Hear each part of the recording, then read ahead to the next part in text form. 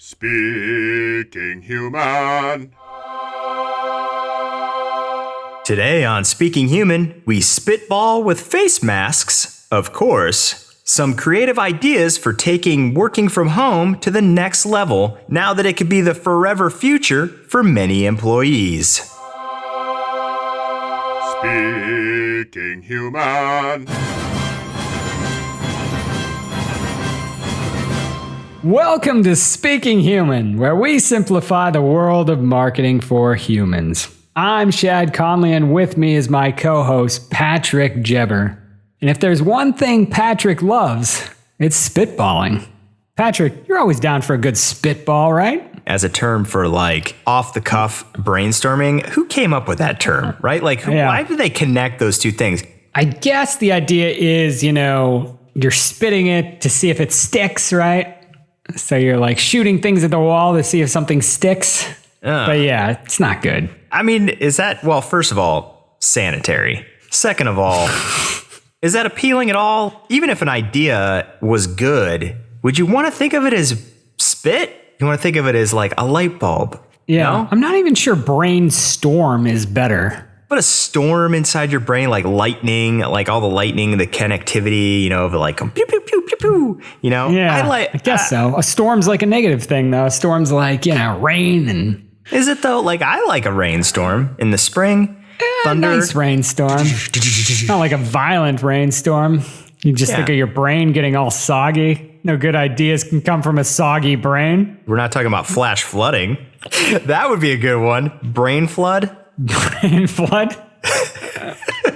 Yeah. Brain NATO? I actually kind of like that, even though... What about brain balling? Brain balling. That's a strange one. I don't know why you would ever want to... It's when you're throwing chunks of your brain at the wall. Brain throwing? Brain lobbing? Hey, you know what we're going to do today? We're going to start this meeting off with some spit braining. Spit braining. Oh, that could definitely catch on. Maybe. That's my problem. That's the problem I have. Definitely should come up with a better term. I think spitball should go away, never come back. We've decided on brain lobbing or whatever we decided on. I like brain NATO. Brain NATO is pretty good. Let's get a little brain NATO going over here at the table. I could hear somebody saying that in a big boardroom. Jeremy, bring it on in. We're having a brain NATO. Hey, you want to have a brain foon? It's like a brain typhoon. No, I just ate. Thanks. A brain quake. Brain quake. Shad. Yeah, it's not bad. Yeah. Except you can fall in. Yeah. Usually the brain quake doesn't lead to good things. Yeah. In case you didn't get it by now, and I could understand if you didn't, what we're talking about on today's episode, working from home. And this new realization that, many people could be working from home, not just now, not just in this COVID moment, but into the future, maybe for the rest of their lives. It could have revolutionized how we work. Things could be changing in the long term. We don't know. We don't know what's happening right now, but work from home has definitely become a part of everybody's lives in a way that many people didn't expect. So we're going to talk about that today, and we're also going to share some creative ideas, do a little spitballing for some technology that could make work from home even better moving into the future. I guess first, what sparked the idea for this episode? Twitter's Jack Dorsey, who announced that employees could work from home forever, indefinitely, infinity times infinity times infinity. It's a long time. Yeah. So that's a huge announcement in the world of global brands saying, you know what? If you don't feel comfortable coming back to the office, we'll pay you to work from home forever. Yeah.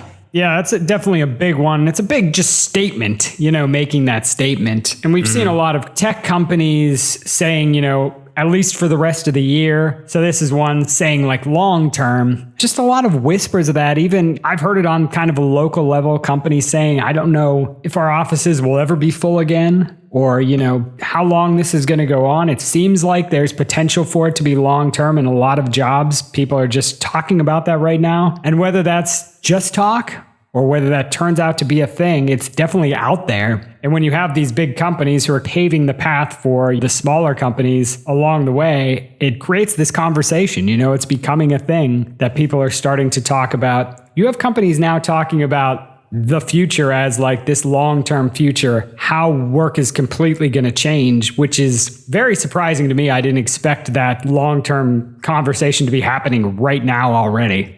It's really interesting. Our industry, we could do our jobs from anywhere, and having that flexibility, it's been possible for many, many years. I think only recently have we gotten these tools that we can use to communicate more effectively, and more people are comfortable with it, that it's become more mainstream. Yeah, I would say. I mean, there was, if you remember, like 10 years ago, there was kind of like a big movement where technology got better. These conferencing tools came along and we're like, this is going to happen. This is going to be the future. And it started happening more, but it came into the conversation and then it just fell off. It just didn't really become the thing everybody thought it would be. For the most part, the vast majority were just going to work as usual. That was the standard. That was what companies wanted. But now we're seeing something different because we're in a forced moment, and people are forced to do this. Companies are forced to have the technology to make it possible. And so they're seeing, how well does it actually work? What's productivity like? How well are people enjoying it, adapting to it? Are things getting done? What's the communication like? So that's when things usually come along. That's when the technology usually evolves. And so I think you're seeing some people who like it, some people who don't, but mostly you're seeing companies who are like, oh, I guess this is a lot more feasible than we thought it was. And it's easier. There's possibility to streamline some operations, savings on overhead, all these things that have been talked about for years that people just never wanted to take the giant step to explore. Now in this moment, they got forced into it. Yeah. It's interesting to see that transition mentally. Corporate brands, old and set in their ways, but it's really the people who are sort of running them that are going, well, we've never done things like this before. This is the way we've always done things. Maybe because they are forced, but they see that, people can still be efficient and productive at home. And now we're seeing the potential, the positives from having to do that. Yeah. That being said, I'm not, entirely convinced this is, it seems like maybe it's going to be something revolutionary. I'm not entirely convinced. The one thing I feel like I've learned from this experience is people adapt pretty quick to any situation.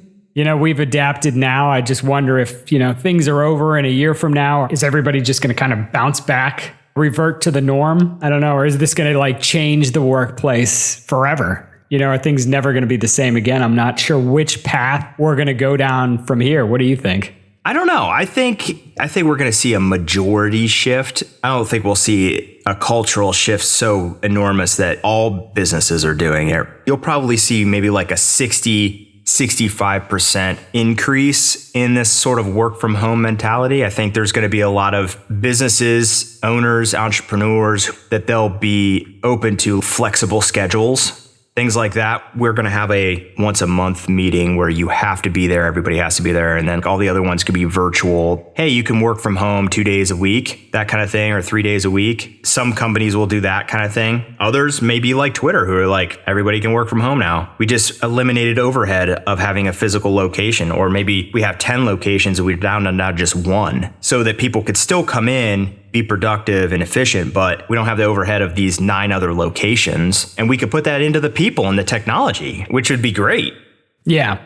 I think I agree with that. I think I see that increased flexibility. I think the other thing is, I don't think everybody would love working from home on a long-term basis. For now, everybody's probably like, it's okay. I don't know that everybody would want to do that for years and years. There is the part you miss, the everyday interactions and stuff like that I think is valuable. And I think a lot of people would still want that.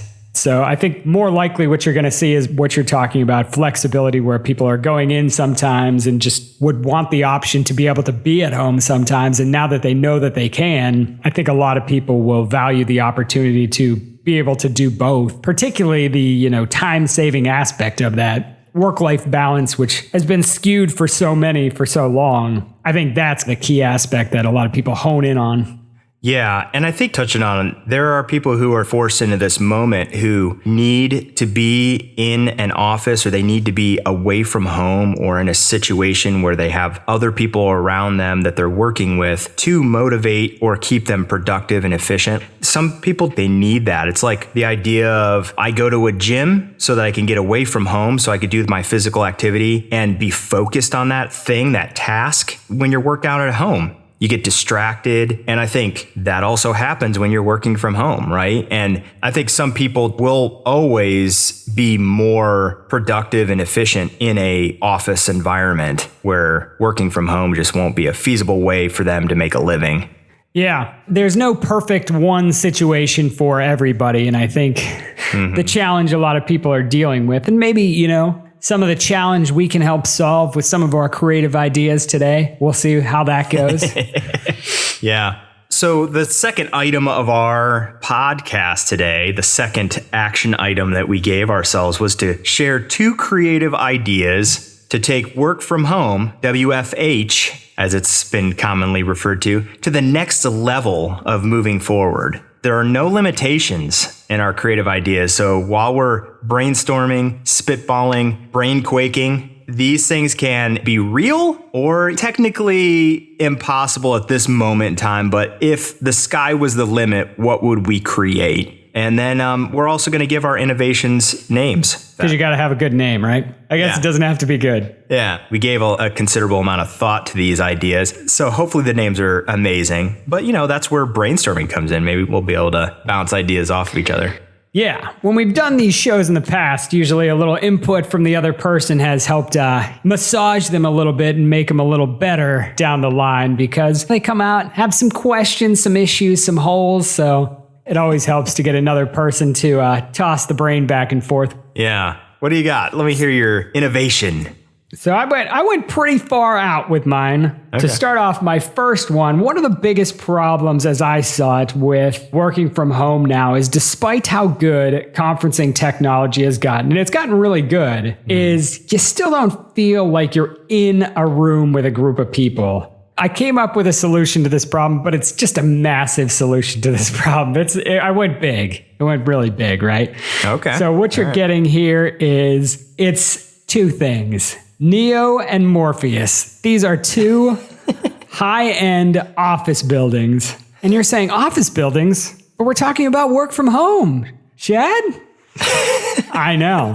Well, these aren't your typical office buildings, because these are hard drive space on a supercomputer. And what you get when you buy some of that space on this supercomputer, you get VR hardware for all your team. That's right, virtual reality, that failed technology time and time again, and I'm bringing it back. So what you're getting is, there's only so many spaces in this building because it's like a real building. And you can design your office area however you want it to be for your team. But this gives you the ability to go in and be inside an actual building. You can go to work. If you wanted to have your own desks or offices, you could, and you could make them however you want. So you could write on the walls, inside there, you could have Minority Report style technology where you can control things. The sky's the limit for you once you're in there, how you want to use that space. But the key is, then you'd be able to actually be inside a space together where it feels like you're really there. You could pass things to each other. You could have brainstorming sessions, where you're sitting there, where you're writing things on a whiteboard together, where you're talking to each other, and it feels like you're in an environment together. It could even be like, when you're going to work, you're walking into a building, getting onto an elevator, going up there. And the company behind this would make sure security for everything in there is top notch. Everything about this is the highest level. Neo and Morpheus, named after the characters in the greatest virtual reality movie ever made. What do you think about that? The office building of the future, Patrick. Okay, so you're making office space virtual so that you can move from office to office. Yeah, so people who are working from home can go into an office via virtual when they have a meeting, or whether they could work there all day, technically. While still being at home, you can also be in the office. Yeah. Well, there's probably some version of this in sci-fi. I like the idea of it being a robust virtual space. It's not just a room that you're in. It's more of I'm working in that space as well. I have these goggles on and I'm experiencing being somewhere else other than my home, right? Yeah. And of course, it relies on some good version of virtual reality, which we haven't really quite had yet. Yeah. What if we called it real reality? Oh, maybe people would like that better. Because that's the problem with VR. It's virtual. It's not real. So it's super close to reality. But if you said, oh, this is real, man, this is as real as you can get. Virtual always sounds lesser. Yeah. Real reality. They call it RR. Get some R&R. Oh, that's good. So let me ask you this. Why are there two buildings? Are they like a premium level and a lower level? I think it's a good idea to have two price levels. One at a certain, price point and one that's like not quite as premium. That was kind of my thinking behind that. You could have 3 tiers. You could. What's that name? Trinity. Yeah. Okay. Yeah, that'd be cool. You're right. Here's the other thing. Your smallest building would house 10 to 20 people. And then you go to the Morpheus, and the Morpheus is like a slightly bigger building, 20 to 50 people. So you have these different ranges, but then also it has levels of complexity. Like, well, you get conference rooms and you could have any kind of additional items that you wouldn't normally get in the real world. And then you go to the next tier and you've got these things that you could never do this in real life. But you know what? In real reality, you get it. Right? That makes sense. It makes sense to do it by employee size or company size. Mm-hmm. Maybe like the biggest package too is you can connect with other businesses within that reality, right? Yeah. It's like a city. Yeah. Then you're creating like Ready Player One. Yeah. No, I like that a lot. I think it's got a lot of potential. What is that service called, by the way? I like real reality. I like how you called that, but yeah, you'd want to tie it to work somehow. So not totally figured out there. The Matrix? Should we just be obvious? It's too close. Workforce, Matrix, office at home. Office at home. I like that. Okay. That's a little less techy. Yeah. I like that. At home office Matrix. I went a little more real. I'd like to see outdoor tents. Or like pop-up tents. Okay, outdoor tents. Okay. So think of it like this. I'll get to the name here in a second, but something backpack-sized that an office person could throw their laptop and a few accessories into, your power cord or whatever. You get to your place, your backyard or a park, somewhere that's public, outdoors. You pull out your laptop.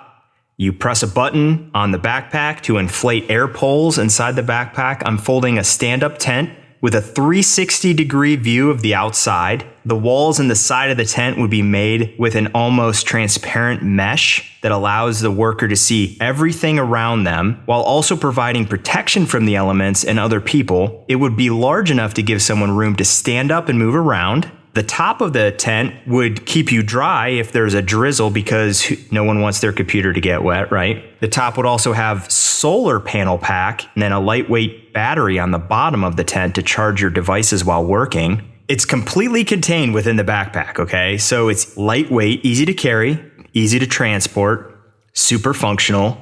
Best of all, it creates a social distancing bubble that doubles as a sound dampening barrier between you and the unpredictable sounds of nature when you're on like a virtual conference call or you need some quiet time from others in the park, like dogs barking or people playing in the park or whatever. It also acts as a psychological boost. Working outside can improve your mental health. So, what's the name of this innovation that I've come up with? I thought, why not play off of the WFH, work from home? I'm calling this WFT, work from tent. Kind of like WTF. Love it. So maybe I missed this. This is the big part to me. To set it up.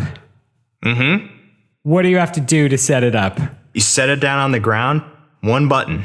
Just one button and the whole thing is assembled. And basically, air posts come out of the side, inflate. That's a stand-up size tent, fairly large enough that you could sit down in it, you could stand up. To repack it, same thing, just a button? Yeah, it's just a button. It deflates the air out of the tent poles. I don't know if you've ever seen air poles in tents. They're these. No, today I was just going to ask you, do they have tents like this now? They do have air poles in tents, but you have to use like a bicycle pump. I want that. I hate setting up a tent. It's great. It has its own complexity that can be difficult, which is why I'm saying like this would need to be invented so that it's super easy. A person they put this backpack on with their laptop in it. They go out to the park, boom, set it up, creates this nice environment where they could see all around them. It also gives them a little bit of privacy. This is a really good idea. It solves for, I think, a key problem is one of the things working at home is you get stuck inside, you get mired inside. Sometimes you just forget to move for a while. Getting outside is just key. Some of the problems with being outside, though, is it can get windy. It's just not conducive to some of your conferencing or, talking on the phone, some of those things you're doing. So having that protective environment is kind of key. Another reason I know it's a great idea is it's very much along the same exact lines as my second idea, except I think it's better. It solves for more of the problem and has more reality than what my second idea has. My second idea was called the outdoor reserve bubble, or orb, because that's what I pictured it as, kind of like a giant ball, right? And this was just a giant ball-like pod that you could get into outside and would just have sort of like a desk so that you could be anywhere, weather protected. You could make it have a tint to protect for glare, or it could have a different background if you're on a call or something like that. Be totally climate controlled. What I didn't have was what you do have where you could assemble it or deflate it. Mine was just this ball where are you going to put this ball all the time? Mine, I was thinking you could even drive it around like a golf cart a little bit. So it was good for that. At the same time, it was a lot less practical, right?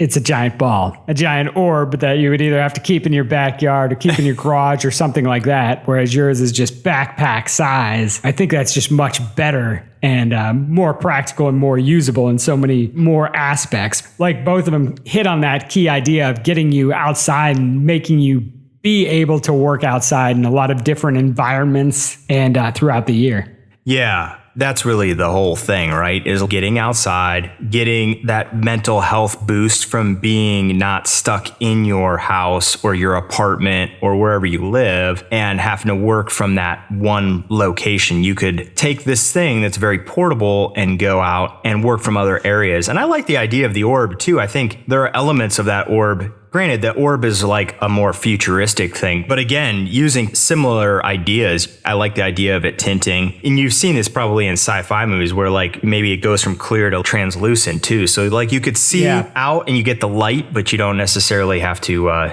darken it. But I do also like the idea of this shelter concept, this thing that's sheltering you. You also got shade from the elements, from the sun, so that if you are working and you have a screen that you need to look at, you don't have this glare like you said. So there's a lot of really cool ideas within those two, what I would call working from home shelters or outdoor sheltering devices. I like the idea of an orb, though. The orb is kind of neat. And the key to both of those, too, is that they need to be structurally sound, right? So like you said, it's windy or things are happening around you that you feel safe enough that you can be still working, right? You're obviously working, which typically involves having a computer and stuff. You have to feel like you're safe from the elements. Yeah. So my second idea, which works with my WFT, work from tent.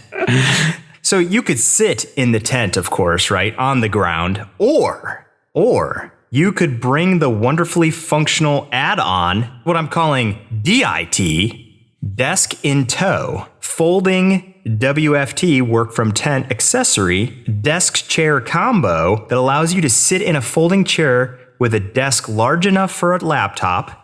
And the idea of a desk in tow, DIT, is that this would work fantastically in the home. People need a place to work, but they don't have the luxury of a traditional large desk and plush office chair. That's where desk in tow comes in so handy. It's portable, it's sturdy, and it provides options of standing or sitting at a desk, okay? It folds up for easy storage, great for those who are in studio apartments or efficiencies. It's also solid and well built, so when you're working, you feel your equipment is safe on top of this thing. Now, there would be two versions. There'd be a home version. The home version, the difference is it has a little more weight. It's slightly larger when open and a few more amenities. such as more cushioning. Maybe it has wheels so you can store it and put it away under a bed or in a closet. So because it's a little heavier, it's got wheels on it. The standard version that you're going to take with your WFT, it's a lighter weight material. It has straps so that you can carry it on your shoulder or even on your back, depending on if you have that WFT that you're carrying as well. Maybe it connects to the WFT in some way because that's a backpack. So it's the DIT, Shad, the desk in tow. Okay. And so these would all just kind of fold out, start very small and then fold out until it was full size? Yes. If you imagine a camping chair that has those side tables where you could put a drink, it'd have a desk big enough for a laptop, maybe a mouse or whatever, but fold up pretty small. And then it would also fold out even larger. Instead of it being a chair, it would basically become a larger desk that you could stand at and also sit your laptop or your computer on and be able to work from a standing location. So that seems the most feasible of all things mentioned so far today, right? It does. It's not quite as technologically advanced, obviously, but it requires a lot of innovation in terms of materials used and logistically, how do you fold elements of this thing so that it becomes portable enough and yet sturdy enough to hold everything? Yeah. And you need, for the chair, you obviously need something very comfortable. You need a very comfortable but lightweight material for your seat. That's the key with a chair always, the comfort. Right. That's why I thought there would be two versions, right? The home version would have a little bit more ergonomics, more plush, more cushioning, that kind of thing. It would add weight to it, obviously, so it would be a little less portable, but you could slide it underneath your bed or whatever, you know what I mean, to give you that longer lasting comfort. If you're working from home, you might work all day long or you might work into the night. And so you have hours in that position. But the work from tent, the WFT version, you might go out, be outside, but you're not only working outside maybe a few hours. It's not an all day, but yeah, it's definitely a good idea, very useful idea and handy in just so many circumstances and obviously very useful with your other innovation. You're really selling a whole package here. It started off as one idea, but I was like, these two things could be individually very, very useful, right?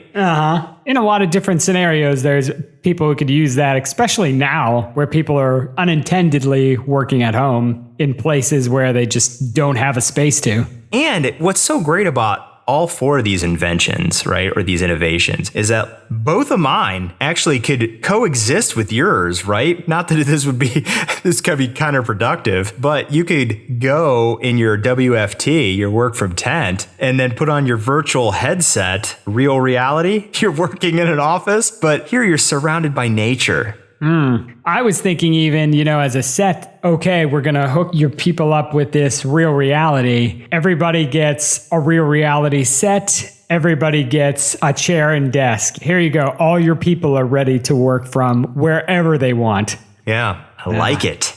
It's amazing. I think we've got some good innovations that have happened today on this episode. Yeah. As usual, some good stuff. Some interesting ideas come out when we start lobbing the old brains around. Yeah, I like our brain NATOs, our brain quakes. What do we say? Spit braining?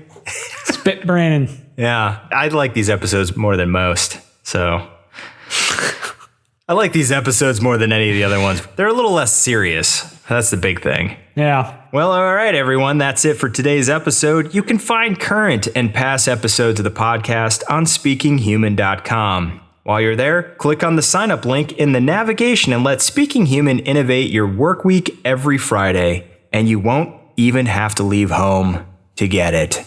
Wow. It's amazing. So cool. We'll be back before you take your bi-monthly shower, since you're now working from home forever and you don't have to bathe until the stench starts to sicken your loved ones, with another episode of Speaking Human. Catch you then, humans. Speaking Human.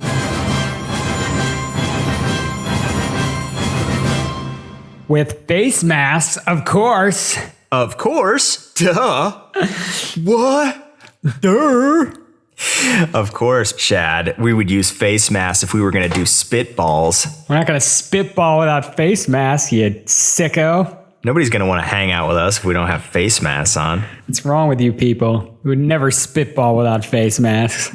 Brainquake, Shad. Yeah, it's not bad. Yeah. Except you can fall in. Yeah. Usually the brainquake doesn't lead to good things. Didn't really do much for Lois Lane either. Superman did have to go back in time, right? He revolved around the Earth a few times. Did he go around the Earth or did he turn the Earth back? Yeah, so he flew around the Earth really fast, so it spun the Earth backwards. Okay, so he actually made the Earth go backwards. Which he, went back in time, saved her. That's a unique way of doing time travel. I've never seen that done again. No, it's very You're weird. Just actually spinning the Earth backward to make time go backwards. Yeah. I like to think that was just their visual representation of how they were trying to explain that he was going back in time. I like to think that they realize that that's just absurd, that you don't just revolve the Earth backwards to go back in time, but, whatever. How do you think Superman's dealing with, working from home? Superman working from home, that would be tough. Shooting rays from his eyes, from a distance? Probably kind of depressed. I'm sure he'd be having the same kinds of social isolation anxiety that everyone else is having, right? I mean, probably. Hard to say. Got his dog on his lap all day. Yeah, Crypto. But the good thing about Crypto is he doesn't shed. He's a hypoallergenic dog. Yeah. He's not sneezing all the time. Yeah. So, yeah.